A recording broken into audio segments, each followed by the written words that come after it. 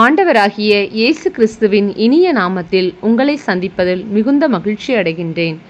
நாம் இன்று தியானிக்க எடுத்திருக்கும் தலைப்பு அன்பு.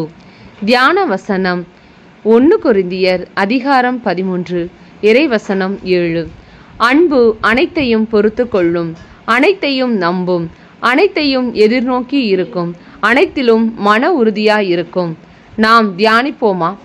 கிறிஸ்துவின் அன்புக்குரிய சகோதர சகோதரிகளே, இன்று இந்த உலகமே அன்பினால் தான் இயங்கிக் கொண்டிருக்கிறது.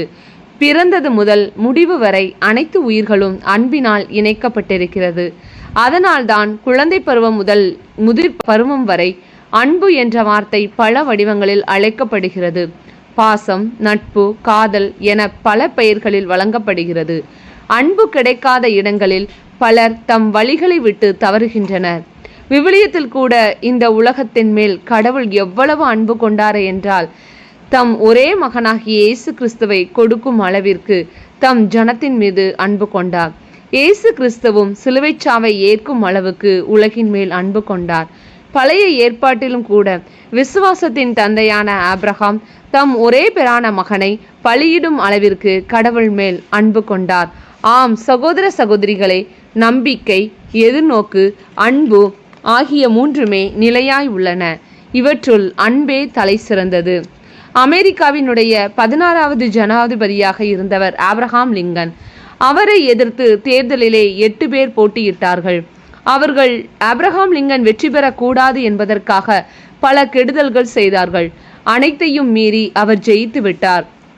அமெரிக்க அதிபராக பதவி ஏற்பதற்கு முன்பாக தனது தனி செயலாளரை அழைத்தார். தன்னை எதிர்த்து போட்டியிட்ட 8 பேர்களின் முகவரியை பெற்றார். உடனே அவர்களின் வீட்டிற்கு சென்று வாழ்த்துக்களை பெற்று திரும்பினார் ஆப்ரஹாம் லிங்கன். தனி செயலாளர் இதை எதிர்பார்க்கவில்லை.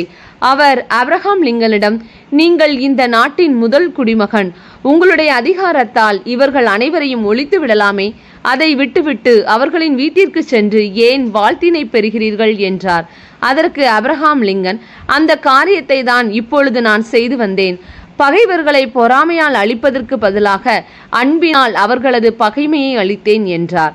அன்பு பொறுமையானது, நன்மை செய்யும், பொறாமைப்படாது, தற்புகழ்ச்சி கொள்ளாது, இழிவானதை செய்யாது, தன்னலம் நாடாது, எரிச்சலுக்கு இடம் கொடாது, தீங்கு நினையாது, தீவினையில் மகிழ்வுறாது, மாறாக உண்மையில் அது மகிழும், அனைத்தையும் பொறுத்து கொள்ளும், அனைத்தையும் எதிர்நோக்கி இருக்கும், அனைத்திலும் மன உறுதியாயிருக்கும், அன்பு ஒருபோதும் அழியாது என்ற பைபிளின் வரிகளை வாழ்க்கையில் பிரதிபலித்தார் ஆப்ரஹாம் லிங்கன்.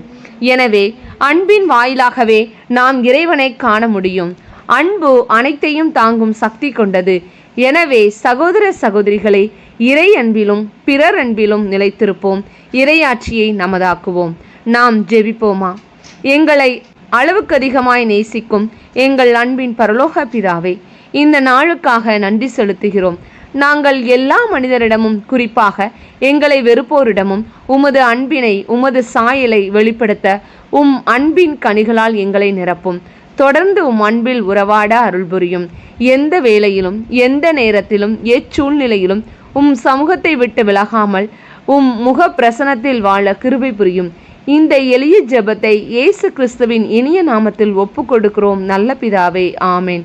இந்த நாள் அன்பின் இனிய நாளாக அமையட்டும். Praise the Lord.